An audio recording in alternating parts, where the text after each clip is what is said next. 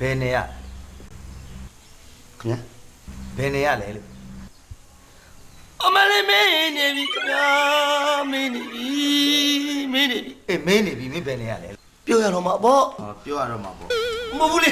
အဲ့ဒါကျွန်တော်နေရပြောလို့မှာမဟုတ်ဘူးကျွန်တော်နေကိုပြောရတော့မှာပေါ့ အေးပြောတော့လေငါမင်းနေဟဲ့ငါတို့စစ်သားနော်ပြက်သားသားပြက်သားပြောပြက်သားမင်းပြက်သားပြော ဟုတ်ကဲ့ပါ တိတ်မကွန့်နဲ့ အဲ့ပြောရတော့မယ်နေဘူးကျွန်တော်နေရအေယာဝတီတိုင်းသားလေးပါခင်ဗျာအေယာဝတီတိုင်းသားလေးပါခင်ဗျာ အေးရဝဒီတိုင်း ဟုတ်ကဲ့အေယာဝတီတိုင်းပါ မင်းဖေက ဥလက်တာပြင်းတဲ့ မင်းဖေကဥလက်တာပဲ ဟုတ်ကဲ့အေယာဝတီတိုင်းသားလေးအဖေနာမည်ဥလက်တာလေး အမေက ဒေါ်တိုက်ဖက် ဒေါ်တိုက်ဖက် ဟုတ်ကဲ့ ရပြတခါမှမကြောက်ဘူးဒီလိုနာမည်မျိုးတွေမင်းတို့အေးရတိုင်းမှာပြီးတယ်လား ဟုတ်ကဲ့ခင်ဗျာ ဒေါ်တိုက်ဖက်ဟုတ်ပြီနာမည် ဟုတ်ကဲ့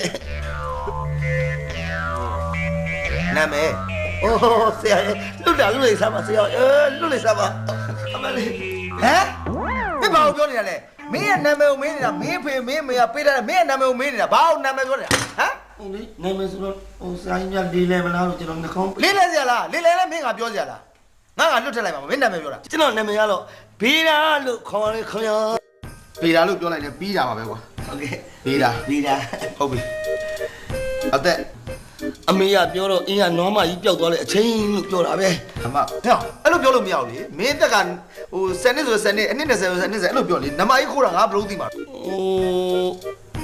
လက်ပြကျော်တရက်နေ့ဟို30ကနေပြီးတော့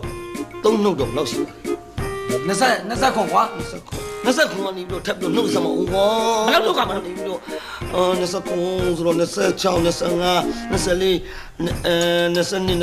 20ကျွန်တော်တက်က21 21လို့ပြောလိုက်တယ်ပြီးတယ်ငါစိတ်ရှိတယ်နော်ငါစိတ်ရှိတယ်ဟေးတွေ့ပြီ21